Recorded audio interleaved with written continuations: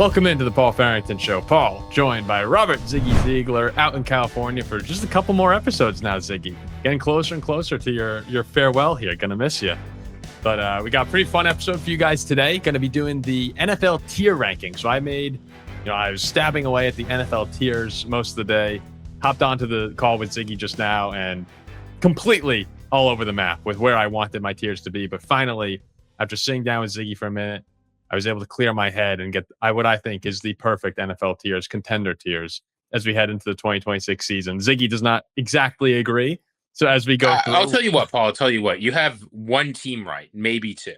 One team right in the entire tier ranking. Tier ranking, right? By the way, guys, I have it loosely based 1 to 32. But it's a tier ranking. So Ziggy says one team right in the entire thing. If you guys are enjoying the show, please remember to like, comment, and subscribe. Again, chasing down 30,000 subscribers as we make our way toward the 2026 NFL season. Hope everyone's day is off to a great start. Thursday, again to late July here, Ziggy. The time is flying, and training camp is basically underway. You know how it's going? You know it's in late July? Sean McVay said Aaron Donald is doing his final processing, and he's about to give his final answer on whether he's back to the Rams. Yeah, that's going to be... The Rams are as close as you can get to a super team that I've seen. And they are a super team. I think it's fair to say, like, this is the closest it feels like to an NBA level super team in the NFL. And Aaron Donald coming back just takes that to kind of another level. I think he's still going to be unbelievable. I have no doubt he will be. People forget that this guy who went out as a first team All-Pro. He's unbelievable.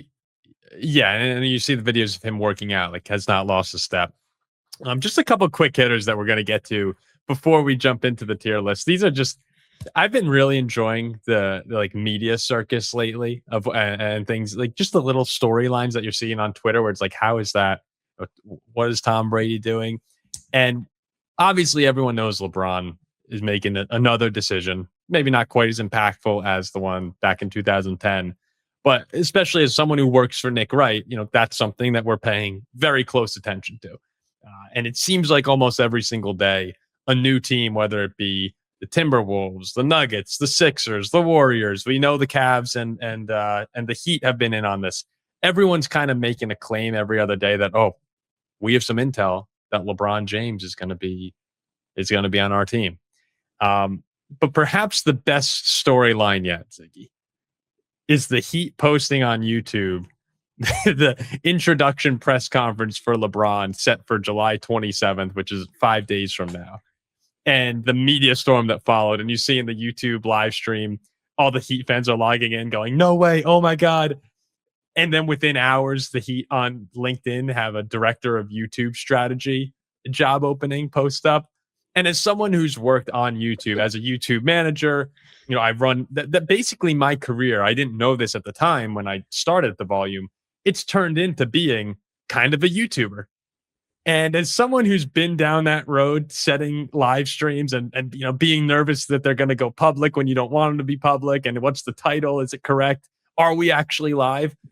I saw that and went, that's like my worst nightmare. And we'll see if it winds up being true, but that maybe you got a little chuckle at that as well, because you've been involved with a lot of YouTube strategy for us.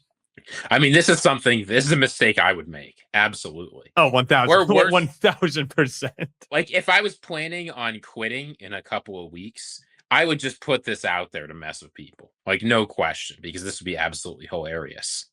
Well, I mean, I remember one time, I think the statute of limitations clears me on this, but you never know. I think 2 years ago, maybe 3 years ago, Colin was doing a show with John Middlecoff, and there was a live reaction post. Yeah, this had to have been like 3 years ago when I was working on that show. Live reaction post week like 8 or 10, the NFL season. And I remember, Ziggy, we start the live stream up, and like 20 minutes in, like, wow, the chat is really inactive, like beyond normal. But in fact, there's no chat at all. And I look and I see that I have the YouTube currently unlisted. So they're live, it's recording, but we're not actually on YouTube. It's just a video that me and the producer Colin show we're watching. So like 20 minutes in, I text the lead producer, now supervising producer, like, oh my God, and when we realized what was going on, thankfully on YouTube, when you make it public, it then shows the whole video from the time you start. So like we didn't lose everything, but you just see the viewership 0, then spikes up to like 3,000 people. Did you tell Colin that this happened, or were you happy to just keep this under the radar? This is the first time it's been told to anybody right now, and thankfully, the results of it were not different than had it really been a regular recording. Other than the first 20 minutes, there were no advertisements running, like anything.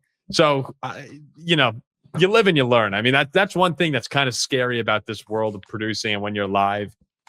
Sometimes, like you're relying on your power. One time I was recording with Jason Tim, power went out in the middle of a live stream. We couldn't record. And for whoever this Heat person is, I don't know how true this actually is. If you had to guess, do you think that LeBron's going to the Heat based on that? No, my guess is that they just had it ready in case LeBron signed. Like this, you've made stuff in case you need it in the future, not knowing whether or not you will. I mean, they probably just put a placeholder date in there if they can fix it anytime. And then they accidentally posted and it got messed up. Yeah, that's the hope. I really hope that person didn't get canned if that's actually the case, because it's tricky. Sometimes like you can accidentally have it be on public instead. But I was just kind of cracking up when I saw that, like, oh, that is. I can't imagine the level of panic whoever's running that had when they first saw it on the page or first opened Twitter and saw. I would have been like, oh, fuck. Like that's a nightmare scenario for someone like me. So we'll see what happens. If LeBron does go to the Heat, maybe they know already down in Miami. Another piece of media related news that just put a smile on my face today was Pat McAfee releasing an album on August 14th, Diary of a Polarizing Figure. It makes me wonder, Ziggy, should me and you put out an album? I can play guitar on the album. That I can do. I know you can play guitar. I can play a little guitar. No, I have some sense of shame, and I couldn't put this out. The title, like, I'm not here. Maybe it's going to be a great album. Pat McAfee has a right, like anyone else, to put out there whatever he wants to put out there. But with all the nonsense going on at ESPN right now, to have him releasing an album with maybe the least inspired title I've ever heard from a musical project, I can't imagine this is going to be remotely interesting. Like, have you listened to Dookie? I don't know who Dookie is. Is that Pat McAfee? It's a song. Yeah, it was like in December of last year. It's he actually put a song where the title describes the quality of the song. Hold on. Dookie? Let's see. Yeah. Dookie, Pat.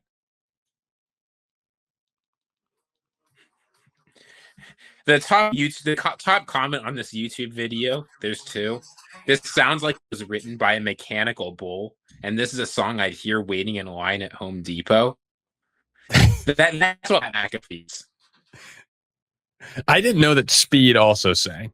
Apparently, I turned on YouTube and it's like Speed's closing ceremony at the World Cup. It's like, what am I watching? We're just every media person wants to be an athlete, want to be a singer. Every singer wants to be an athlete. It's just like kind of out of control here. But yeah, you know what? Well, the funny thing about iShow's Speed too is like he got there just because some random guy in his YouTube chat asked him who his favorite player was. He said, "Oh, I really like Ronaldo." Wait. That's it. Wait. That's how he got big in sports, or that's how he got? Yeah, that's how he got connected to soccer. Oh yeah. Well, it was really funny when I'm not throwing any shade here, but when they brought him in to sit down at the desk at the studio, and I think I was listening to him. He was sitting down with Shannon Sharp as well. Anytime anyone asks him like, why is Ronaldo the best player in the world? He really has no argument. He just goes, well, because he's the best ever. And then they start listing all the accolades that Messi has, and Speed just goes like, I think he really usually just starts listing off false stats. I'm like, oh god, like what? It's like when Jack is talking about Aaron Rodgers on the Steelers versus Lamar Jackson. Yeah, except this is in front of millions and millions and millions of people. I was just like, what are we doing here? You know, he's entertaining, and I think he's obviously built a unbelievable career for himself. But I was like, do we need to have him on like with Zlatan and Thierry Henry when he actually doesn't know what he's talking about? I'll say this. I actually thought like that champion song you did, I actually thought that was pretty decent. I thought that was much better than his football analysis. It was, yeah. The song was way better than the football analysis. I was actually kind of surprised. Like, all right, like, you know, you can sing and dance a little bit here, but still a little weird to, I don't know. I didn't see that coming. So, all right, let's get into the tier list here as we stray away from. I think this is going to be by the end TEAR list because I have a lot of crying to do after seeing this list. Okay. So the way we're going to do this here, guys, I'm just going to read off. I'll read off the tier list, and then Ziggy, if he has a take on that tier, he'll chime in. If not, I'll continue on through. I tried to break these up into. They're mostly buckets of like around 4 to 6 teams. There's a couple that, you know, I try that are 2. There's one that's 2, one that's 3. But I tried to make it, you know, a little bit more condensed rather than like, okay, here's 10 teams that are here, 10 teams are here. So we'll start with teams 32 through 29. When does the draft start? That's the Jets, the Browns, the Cardinals, and the Dolphins in here. The worst case scenario for one of these teams is that they finish the year with 6 wins or 7 wins, and they're flirting with being, you know, a top 10 pick, whether that's in the 8 to 9 range or the 10, 11, 12, and you miss out on one of the top quarterbacks. There's just not a lot to be excited for. I'd say the number one thing out of these 4 teams would be, how does Malik Willis look in Miami? But, you know, these are teams that have been down in the dumps for a while. It's going to be a long year. As we move up, teams 28, 27, and 26, new coaches, young quarterbacks. We have the Titans 28, Giants 27, and the Raiders here at 26. Between Robert Saleh and Cam Ward, John Harbaugh, Jackson Dart, Clint Kubiak, Fernando Mendoza, are one of those combos going to be able to elevate out of this tier and take a jump? Maybe not the way that you saw with like the Patriots or the Bears last season. But you got to wonder, is one of these groupings capable of turning around for a franchise that's been the dump for a while? And I know you're unhappy with one of these. Yeah, well, Paul, I have a couple things here. You got to be careful of these tier list names because the Todd Monken, Shadur Sanders disrespect can't continue. That's a new coach with a young QB. Well, yeah. I mean, you can apply certain things. Like the Falcons could be in here, right? I'm messing with you. Look, have you seen this clip from the John Harbaugh introductory press conference? Or like initial team meeting? That's enough to make me wonder if the Giants should be down with when does the draft start. So like one of my first jobs, I was a human resources intern. It was my job to like help rewrite the employee handbook. I was going through case law, I was help planning events. And one time they asked me to like lead a meeting with like a lot of the executives of the company. This was a decent sized company, and I came in and I sounded just like John Harbaugh. I'm like, all right, guys, let's get this going. We're here. It's a big meeting. We're here at Milgard Windows and Doors. We're busting our butts out here, and I really think we can achieve a lot. Let's go, guys. And everyone just kind of looked at me like, what's wrong with you? And this is how the players are looking at John Harbaugh during this press conference when he said the New York Giants 3 times and then by like yelling it and jumping up and down. I'm imagining you now at Milgard Windows and Doors going, I can't believe I'm here. At Milgard Windows and Doors. Say it with me, guys. Milgard Windows and Doors. That name means something in this industry. Yeah, I mean it does. They make the best windows out in the West Coast. Yeah, no, I mean it means something. If you haven't seen this, anyone who has ever worked a corporate job has heard this very like lifeless introduction to like a start of a quarter or something. But there's enough talent on this team. I'm not worried. I actually think you're being a little bit too high on Robert Saleh, Cam Ward, and the Titans. And I think that they're going to be counting the days to the draft to take their Cam Ward replacement going into next too high, having them ranked 28th in the league in the tier with the Raiders and the Giants. That is no, I understand, but like we have to say something here. And here's what it is. Robert Saleh was a disastrous head coach in New York. Cam Ward had a bad rookie season. We're counting in on Dable to come in and fix everything. And all Brian Dable has shown he can do outside of Josh Allen is get his quarterbacks concussions. Like I don't think it's going to work in Tennessee. And I'll tell you what, Cam Ward's replacement is going to be taken in next year's draft. So that to me means they're in the when does the draft start tier. But the Giants and the Raiders, I think they both belong here. I'm interested to see what Clint Kubiak can do. One of those two teams, I think, is going to be a significantly higher going into next year. But the improvements are not going to start this calendar year. Yeah, I guess another important clarification I should make before we continue on with this list is this isn't a strict power rankings right now. This is like Paul being able to envision them winning the Super Bowl next season. That's more how the list is oriented. So yeah, I just say having the Titans here, a tier up from those bottom teams, is more about I can see Cam Ward finding himself in year 2.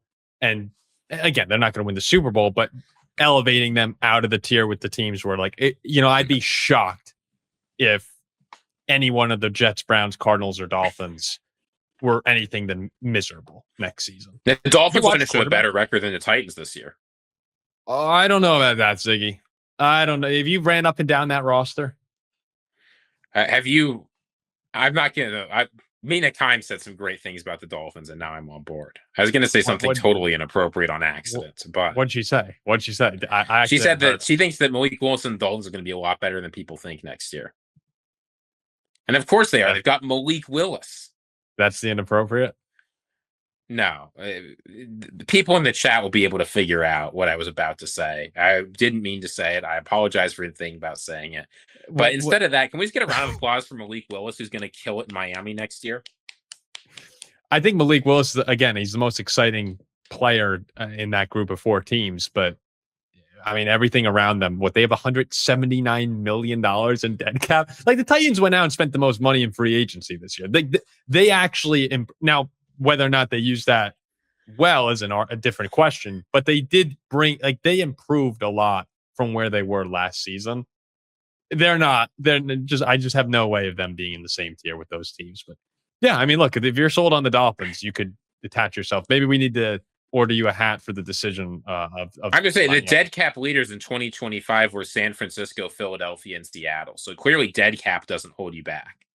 Yeah, but they have competent quarterbacks and full roster and really strong rosters. The Dolphins have a questionable first-year starter and, what's their you can just say you hate Malik Willis and you want him to fail. I like Malik Willis. I don't think he has a lot around him. I think he's in a really tough spot here. Okay, we'll continue on. We'll move the next tier up, the NFC South, where the Falcons come in at 25, 24 the Panthers, 23 the Saints, and 22 the Bucks. Out of these teams, I think the Bucks, if you were going to say right now, who could you argue should be a little higher? It should probably be them, but I couldn't resist making just an NFC South tier. Tampa should be the favorite. I'm not sold on the Panthers from last season. 8-9 won the division. I don't think they're that impressive. They did make some nice additions this offseason. Falcons are a disaster, but they're also a disaster team that, if they went 9-8 and won the division, could that happen? Yes. The Saints are the team to circle, though. As much as I hate it, the way that Tyler Shuck ended last year, a defense that has been underrated by the public. They go out and get another weapon in Jordan Tyson. Travis Etienne joins. They're a sneaky team. Not a Super Bowl threat, but they're a sneaky team to buy stock in right now. And over the next couple seasons, we could be looking at the Saints getting back to real competitive football. They're the team that I think I'd pick in the NFC South to attach myself if I had to become a fan today of one of those teams, throwing aside my hatred for New Orleans. Any thoughts on the NFC South tier? You could have put the Panthers in the bottom tier. You're just completely out on Bryce Young and the Panthers. I just refuse to believe this experiment's going to work. Otherwise, I agree. I don't think any of these teams are impressive, so I like you having an NFC South team tier sort of in irrelevance because whoever wins this division, I'm not in on Tua and the Falcons. I'm not in on Bryce Young. Baker Mayfield can't play consistently enough, and the Saints are just a little too young and still a little too caught up in the old days. So yeah, I'm totally with you on this tier. Okay, this is great. That moves us up into the can be dangerous if things go right tier. At 21, the Indianapolis Colts, 20, the Pittsburgh Steelers, 19, the Commanders, and 18, our Minnesota Vikings right here. So these are a bunch of teams where, the Colts were 8-2 last season at one point. The Steelers, there's some talent there, and Aaron Rodgers, I still think amazingly at age 43 season coming up, I think he still can play good football. Mike McCarthy joins. Not really a Super Bowl threat, but they could get to the playoffs, we know. Commanders with Jay and Daniels, 2 years removed from an NFC Championship game appearance, and the Vikings are adequate quarterback play away from being a really good team. So I'd expect one of these teams, at least one, maybe two at most, could take that jump up and be relevant next season. Out of all of these four, Ziggy, who do you think is most likely to be that team? Minnesota. Oh, there. Oh, thank you. Oh, it's not even that hard. Look, the Colts shouldn't be this low. As I said, Daniel Jones's leg is one of the biggest stories in the NFL. But when you say low, you mean they should be in a better tier or a worse tier? Yeah, I think the Colts should be in a better tier because I think that they're going to be great next year. Daniel Jones' leg is going to be just fine. They were 8-2, nothing to worry about. That's a huge question coming back. Like first off, the injury is a big question. And second, is it 1980? No one cares about Achilles injuries anymore. Achilles ruptures are the new broken pinky bone. Nobody cares. And Achilles, I think, is a weird one in the NFL. Just see Neil ACLs, Allen's and you're good. But the other thing is, that was the best stretch of football Daniel Jones ever played. And if he comes back and plays like that again next season, okay, now we need to start talking about the Colts the way we were through 10 games last year. But it's also possible that he comes back from this injury and maybe doesn't revert back to, the lows he had at the Giants or anything like that. But he's just not the same player that we saw that was the anomaly, right? So that's why I do think they fit perfectly into, okay, they can be dangerous if things break their way. And there's a lot of pressure. A little will break the Colts' way, but that's why it should only be one tier higher. The Minnesota Vikings should be 2 or 3 tiers higher. This team is absolutely a contender. Kyler Murray can absolutely churn out average quarterback play. And once you've got that, you got the best defensive coordinator in football, arguably the second best defense in football. You've got one of the best skill position groups in football. Maybe you've got an incredible offensive line made of an unbeatable Superman tank, Christian Darrisaw. I see nothing wrong with the Minnesota Vikings here. And I don't know why they're not in several tiers higher. Several tiers higher. I'm not. That's not going to be the complaint I have. Okay. Paul, look, here's the thing.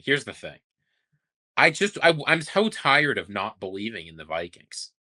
It's hard to never believe in your team. I've tried this for years now to tell myself not to believe. I know. And I've been right. But it sucks. I want to be excited about my team. I want to look at Jawan Jennings and say that guy's going to get a Super Bowl ring with us next year. I want to look at Kyler Murray and say we're going to revive this guy's career just like we did Sam Darnold. I want to look at Justin Jefferson and say, don't worry, buddy, we're getting you back on the Randy Moss trajectory. Like that's all I want. That's all I want. That's all I want too. It's like it shouldn't be too much to ask for, but I have to. I don't want to spiral. I haven't believed. I want to try believing. I don't want to spiral because I'm starting to think about.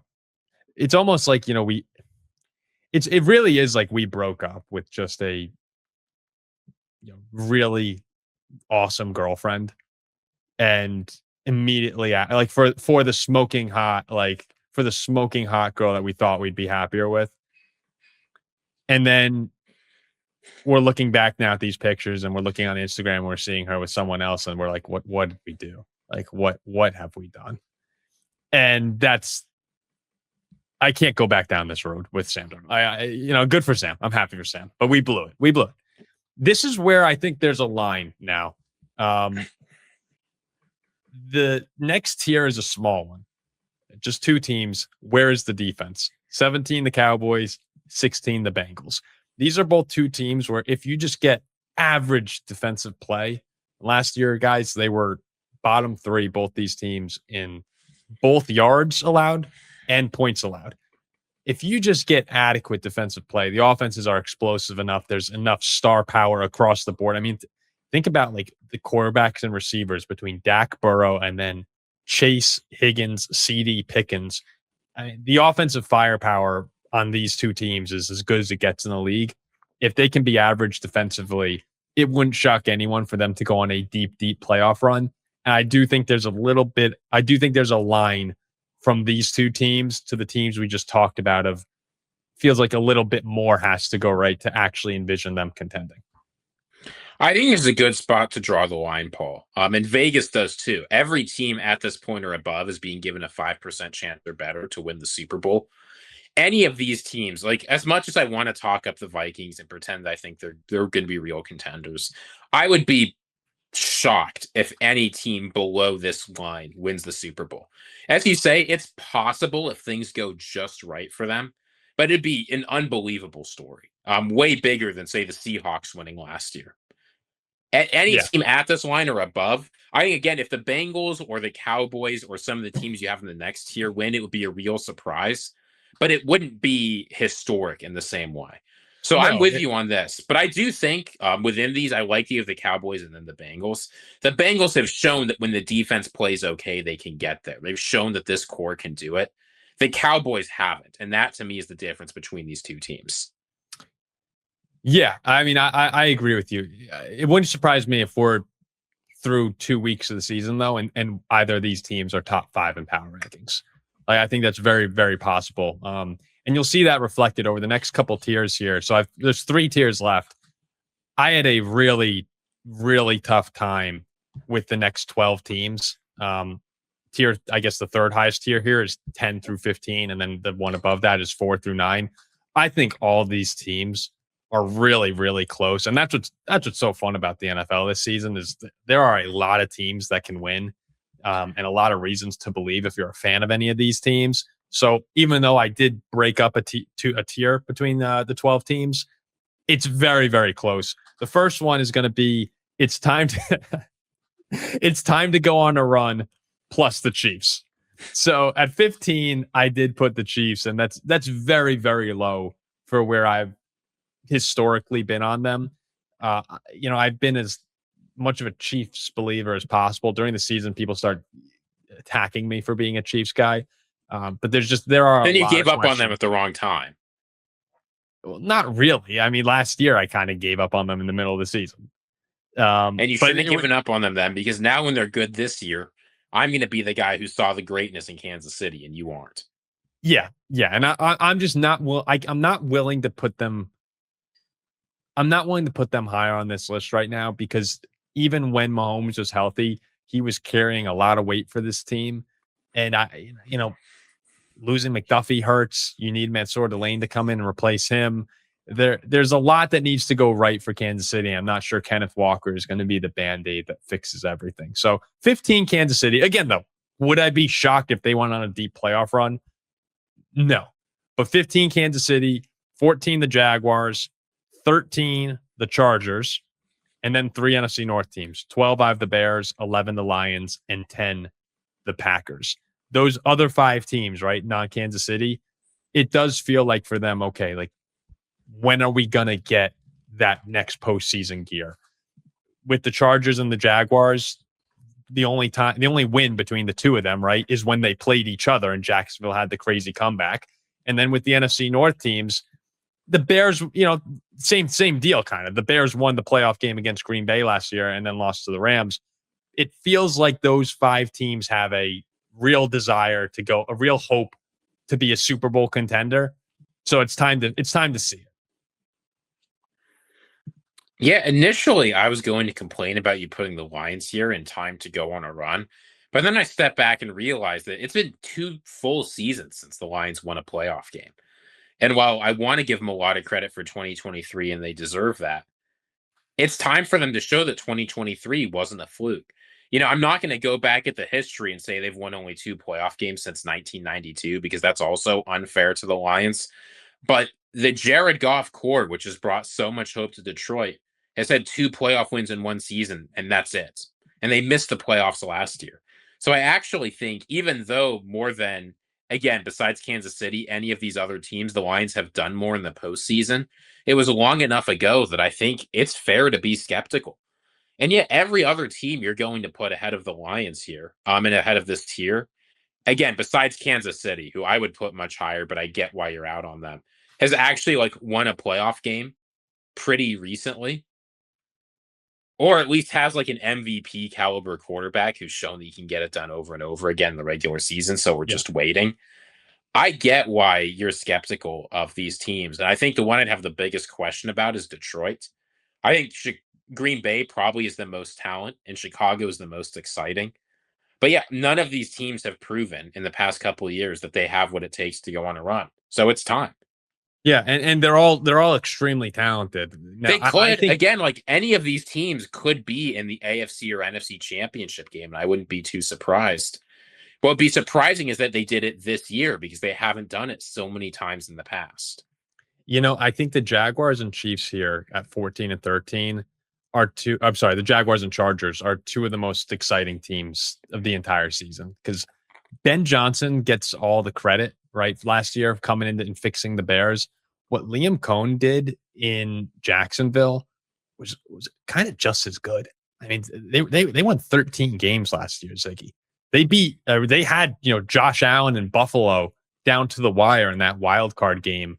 Went into Denver a couple weeks before in the regular season and beat the Broncos, right? Something that a lot of teams went into Denver last year and got pounded, curb stomped. Broncos are probably going to the Super Bowl if Bo Nix doesn't hurt his ankle in the divisional round. The Jaguars went in there and pushed them around. I mean, they were really impressive. I can't wait to see what year 2 looks like. And then in Los Angeles, having Mike McDaniel join up with Justin Herbert and getting back your two tackles, not just 2 regular tackles. Rashawn Slater and Joe Alt are as good as it gets in the league. Restructuring the entire interior. Herbert, I believe he led the league or was second in the league in sacks and pressures last year. He was top 3. Giving him a little bit more time and letting him finally take that step, maybe with McDaniel, to MVP level quarterback, or back to that level. I guess he kind of performed similar to that or close to that as when he was younger. I can't wait to watch those two teams in the AFC.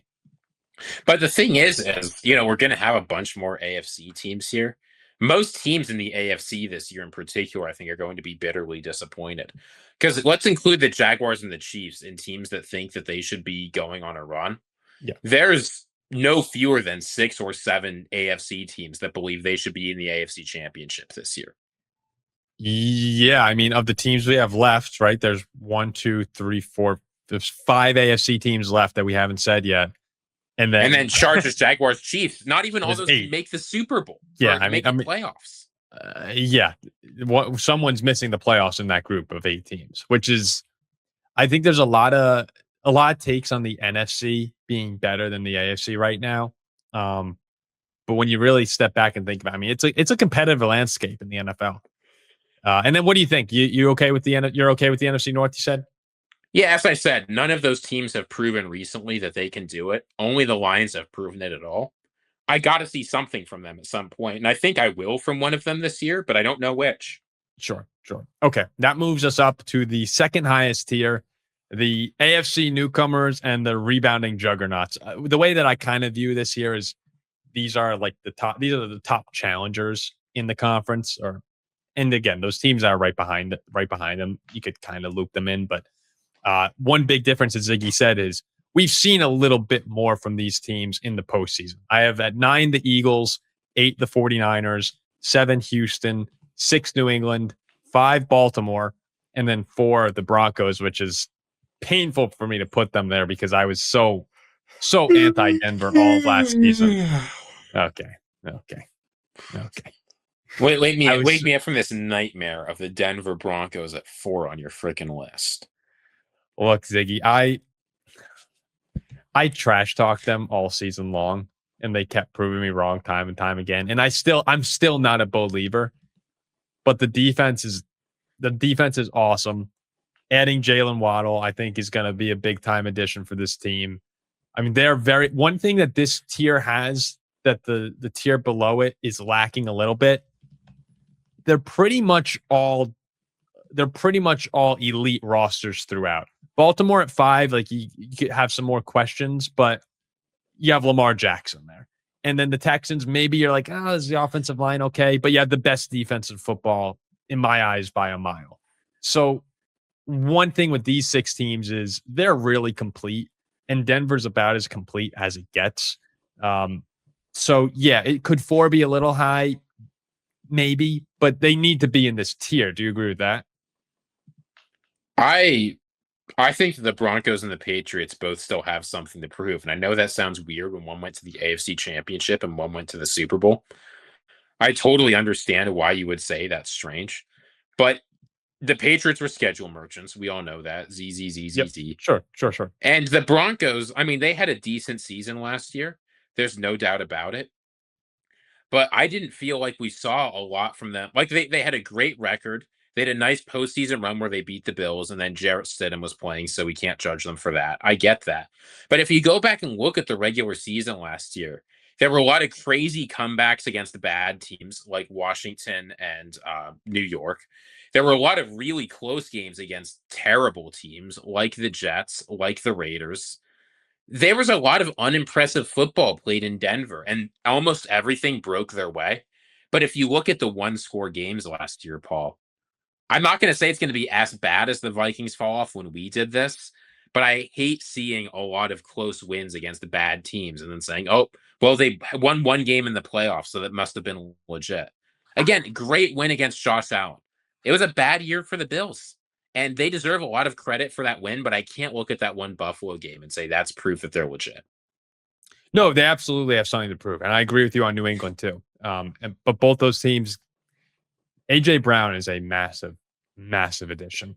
Like I think that is, if you're not taking that very seriously as an AFC, maybe a contending AFC team. Nick Sirianni is jumping up and down that AJ Brown is out of their locker room.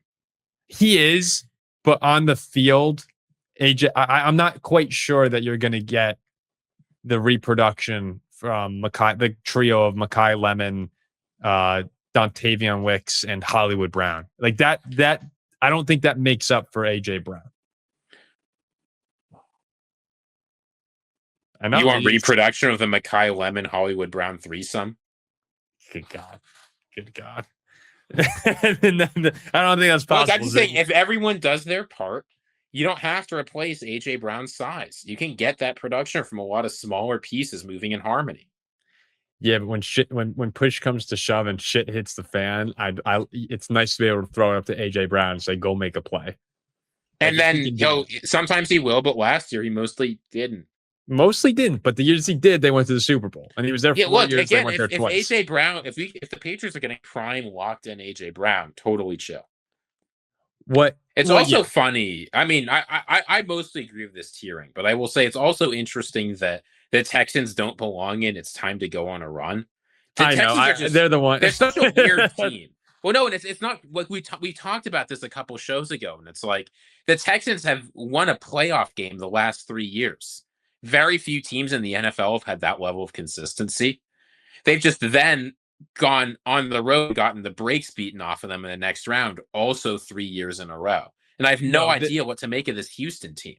No, they're probably, as far as the title of the actual tier goes, they're more fitting of It's Time to Go on a Run. But they do get to the divisional round every single season.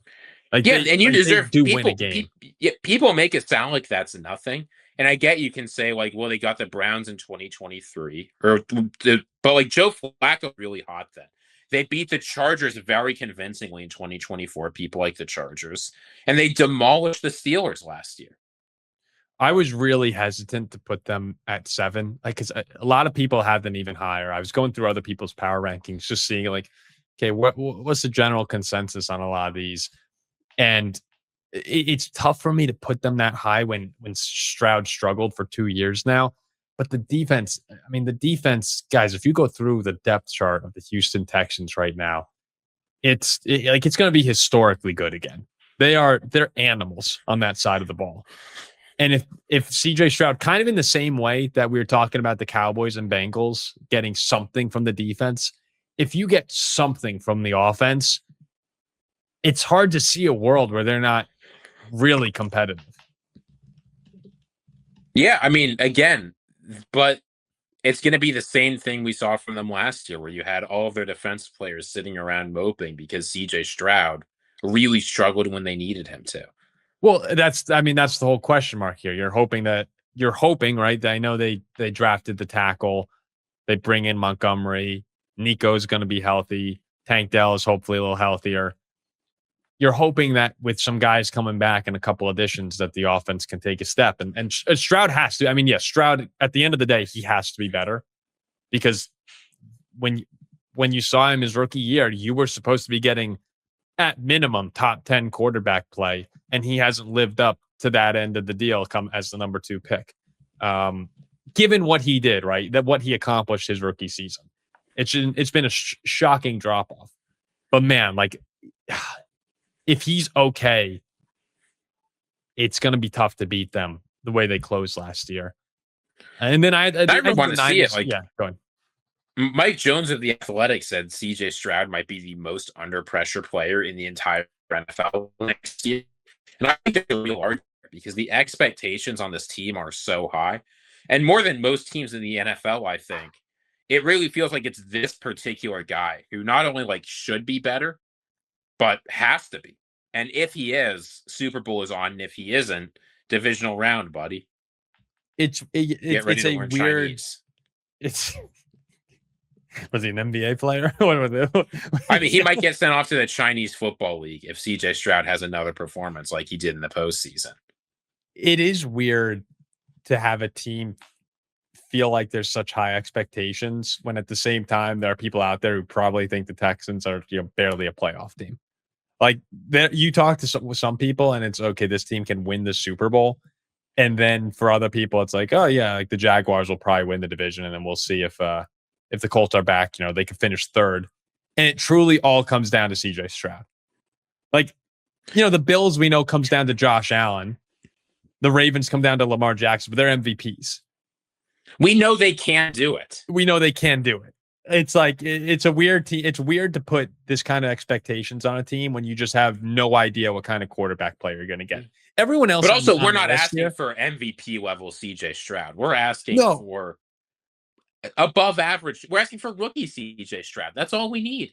Rookie CJ Stroud's really good, but I mean, CJ Stroud is not an NFL MVP either.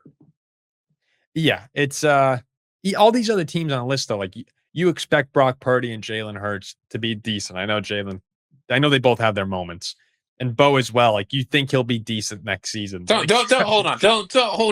Don't compare Jalen Hurts with Brock Purdy. I expect Brock Purdy to put up a top 5 level quarterback performance, because that he does every single time he touches the football. I expect Jalen Hurts to be slightly above average when it comes to short yardage rushing situations, and that's it. Let's be clear. 49ers. These are not the same guy. Man, you and Brock Purdy so funny. I expect an apology. Or I'll quit the show. It's that simple. No, I won't apologize. You'll have to leave. All right. One more week then. Fine. The Niners are it's Niners Rams, right? In Australia to kick off the season. Yeah.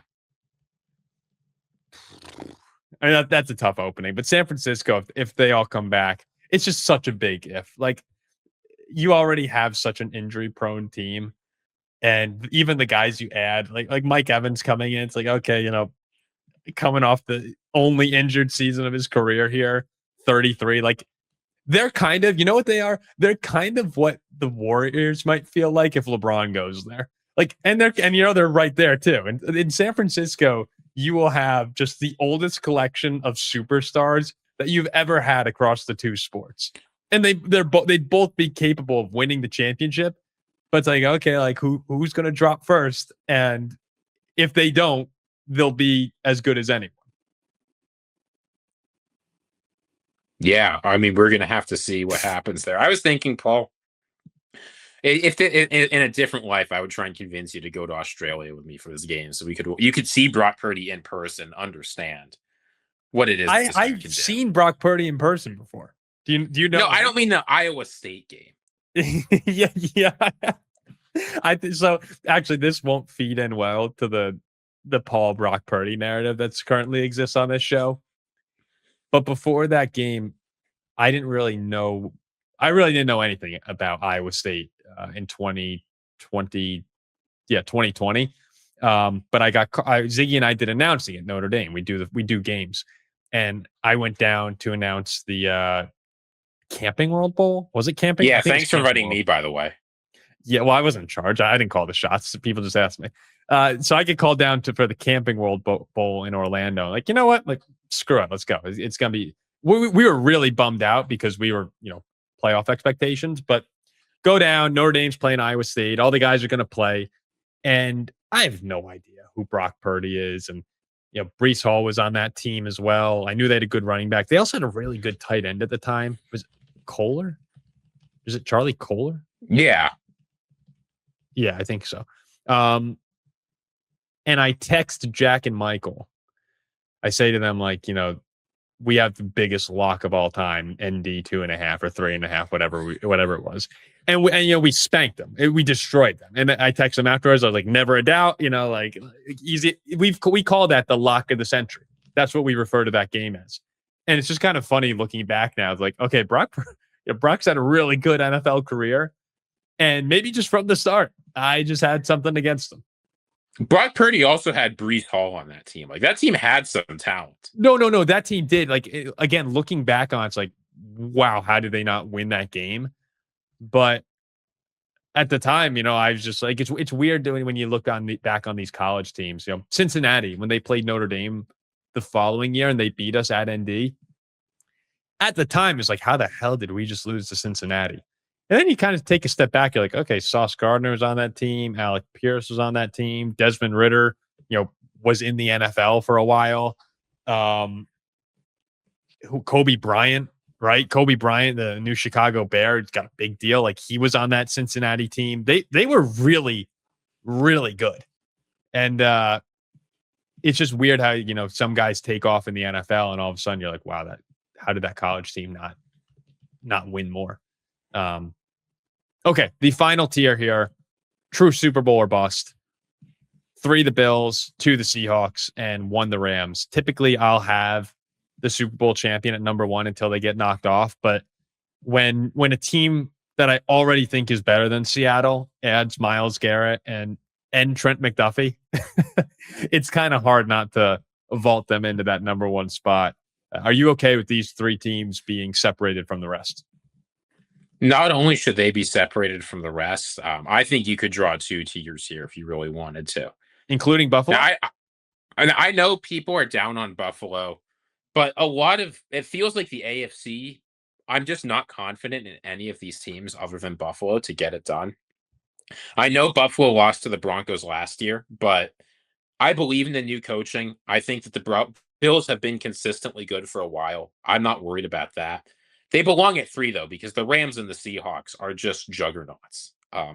As you say, the Rams are a juggernaut where we're looking for them to have improved a little bit, and they were disappointing last year. And you worry, of course, about Stafford's health and Puka Nakua's biting problem. But, if you set those things aside, the Rams are such a good football team, and their only weaknesses just became their strengths. And we're not even considering the possibility there and Donald comes back.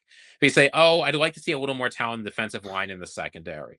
Okay, well, let's get the best player in football on our defensive line, and let's raid the Chiefs secondary. Why not? They've been pretty good. The offense will be great. The defense will be great. And it was great last year. This was a highly underrated defense last year.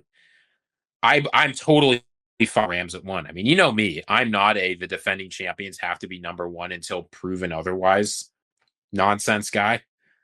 I totally agree with this tier list, and I love seeing the Rams on top where they belong.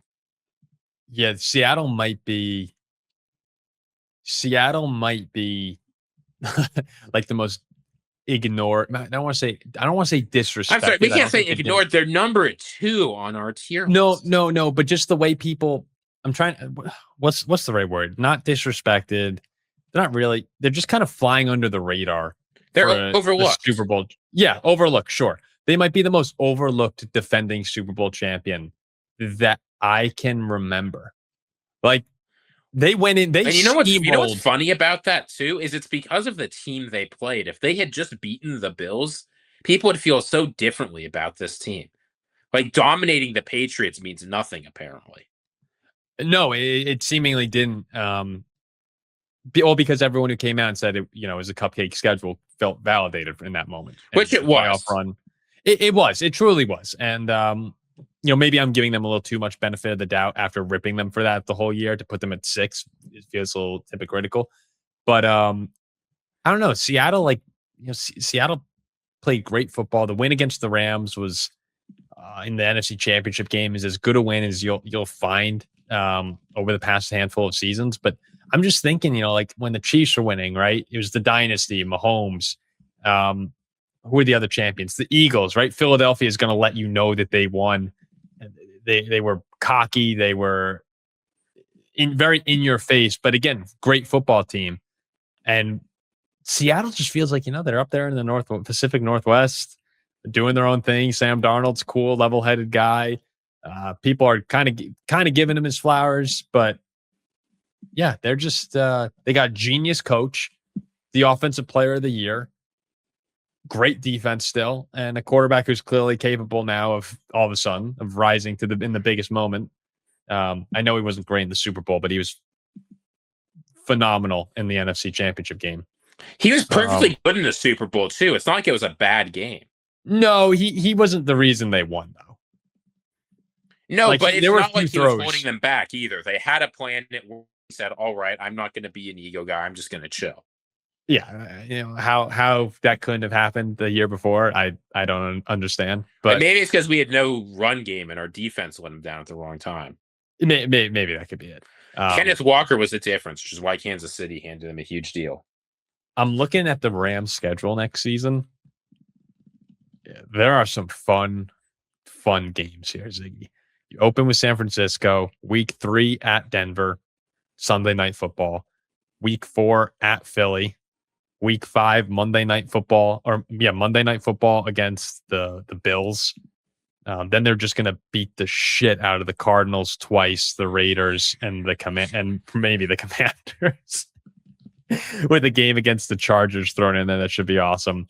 Packers on Netflix, right? The day before Thanksgiving. And then the next week, they're Thursday night against the Chiefs. I mean, geez, that run. Wow. Packers, Chiefs, Niners, Cowboys at Seattle, Tampa, Seattle. I mean, they have a really tough schedule. Other than when they slaughter those teams, I said in the middle of the year, they've got a really tough opening and closing. Jeez. What the Rams just missed the playoffs. Should that be the take? Should that be the take I start attaching myself to that no one else in the world will have? If the Rams missed the playoffs? Yeah, Rams missed the playoffs. It would be a really funny take to stand on business on. Unfortunately, you would get owned. Can you get to 8 losses? Niners, Broncos, Eagles, Bills, Packers, Chiefs, Cowboys, Seattle. I mean, you could find the world. I'm not going to be the one to do it, but if they're not quite the super teams in football, I don't know. Whenever you start throwing around super team, I get a little worried. All right, that's all I got, man. 1,000-yard deaths. Yeah, that's it. You tapped out. Look, I Paul, you have to keep in mind, right? Like I'm feeling a certain kind of pull to the Rams right now. So you talking about them potentially missing the playoffs has me thinking. Yeah, me saying they won't go undefeated like everyone else in media right now. Yeah, I mean, we'll see. They're certainly not going to go like undefeated, but it is funny. All right, so what do you think? You were okay with that tier list? No, but most of the mistakes you made were small mistakes I can forgive you for. Ziggy, so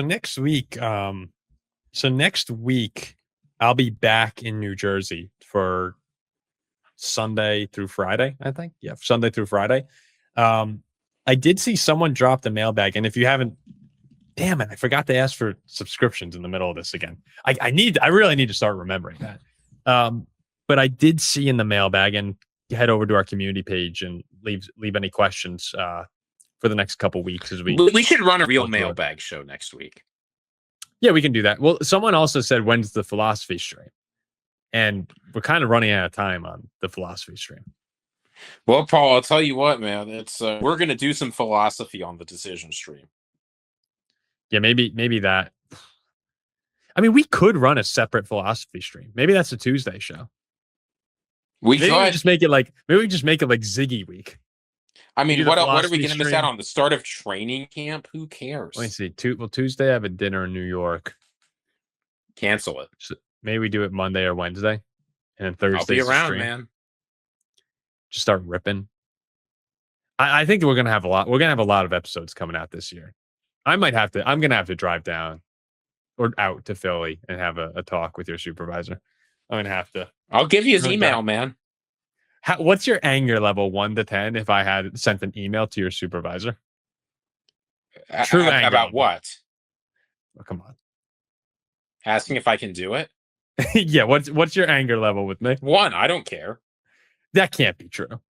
I don't care. You can email him. It doesn't bother me at all. He'll probably be like, what's going on? I'll be like, sorry, it was my bozo buddy Paul Farrington. Is once again living in a fantasy dream world like he usually does. Yeah, as he usually does. Once again, ignoring what I want to do with my life, trying to get him to do what he wants. Oh, that would be, yeah. It's going to be a fun week next week for the show, Paul. It will be. It'll be a bittersweet. I think there's a world where there's some tears at the end. I know you won't, but like I can see a world where I get a little choked up there. There could be a lot of Ziggy lore dropped on this final episode because Paul, you know this. There's like we got one from I believe XX McLovin XX, longtime supporter. I was reached out to this week actually, been the first time in 10 years by a mysterious figure from my past, asking me what's going on with my life and how I end up doing what I'm going to be doing. So this could be time for a Ziggy lore dump next week.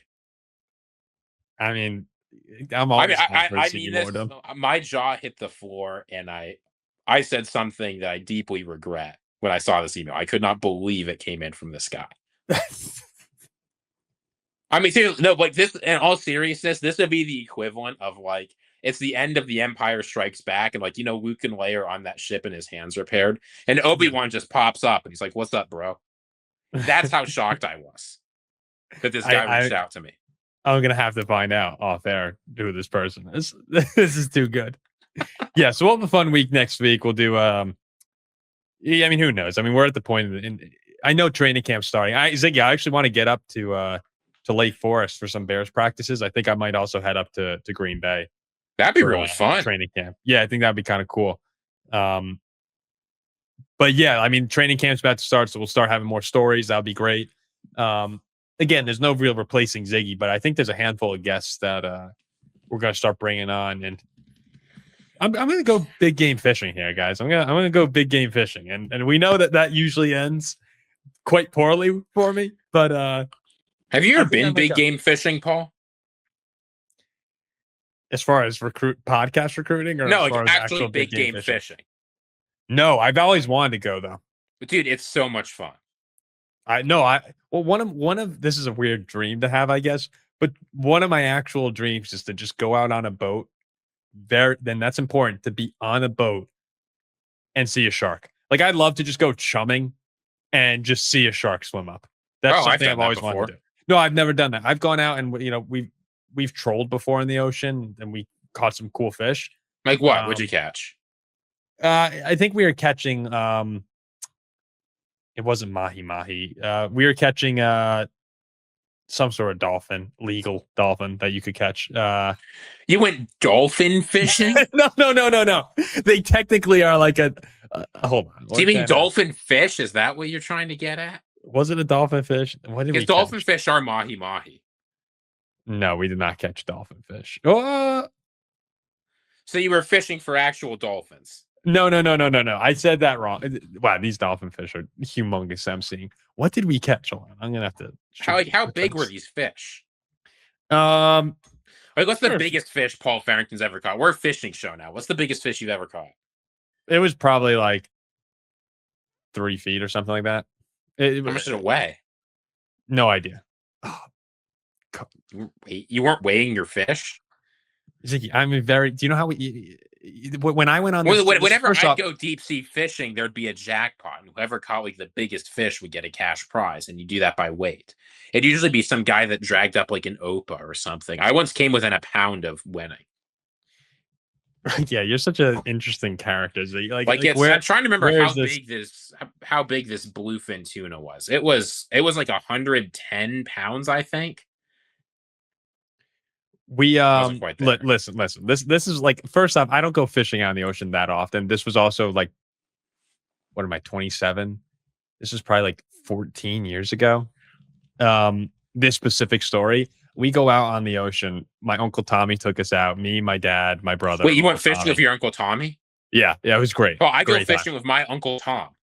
Yeah, I mean, Is it so the we go same out in the guy? ocean. Was he abducted by aliens when he was a kid?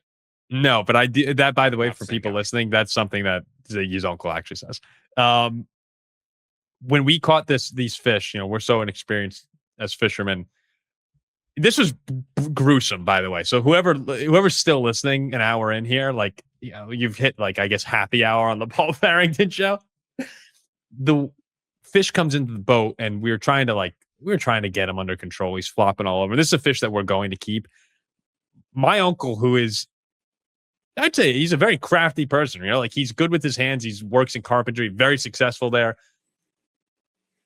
The way he killed the fish was he took a fire extinguisher and just started like hitting it, bludgeoning this fish, trying to get it to stop.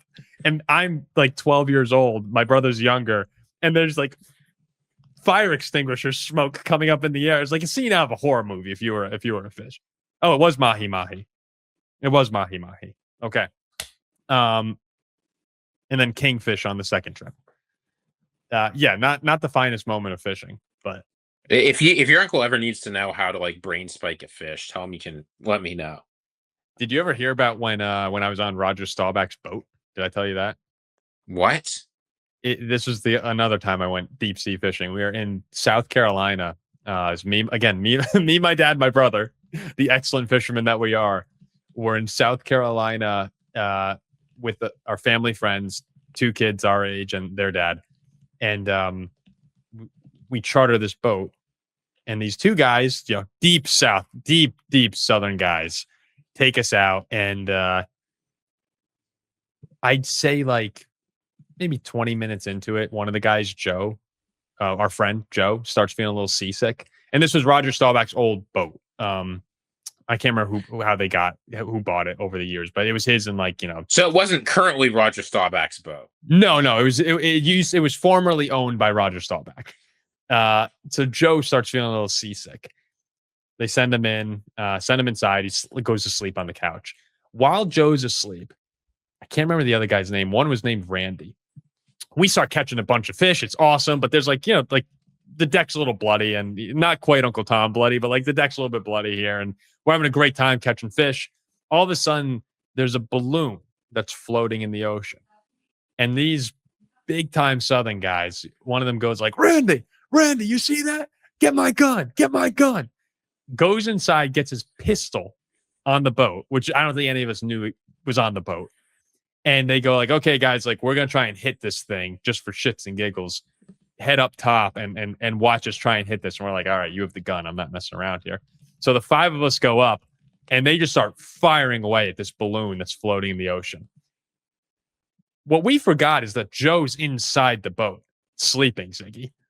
Wakes up to the sound of gunfire, gets up, looks out the window, and just sees these 2 lunatics shooting into the middle of the ocean and blood all over the floor. Opens the door and goes, Randy, where's my family? And we looked out like, Joe, we're up here. It's okay. And you like let out the biggest sigh of relief. But that's what happens when I go fishing. It's fire extinguishers, shooting, like, none of which is on me doing it. But no, I'm not a big game fisher the way you seem to be. Does seem fun though. All right, we should probably wrap this show. People are losing their minds waiting for it to finish. Yeah, we'll wrap it up there. Again, if you enjoyed the end of the show, we can continue to do stuff like this. But usually people just say, hey guys, stick to football. Stick to football. We'll be back next week.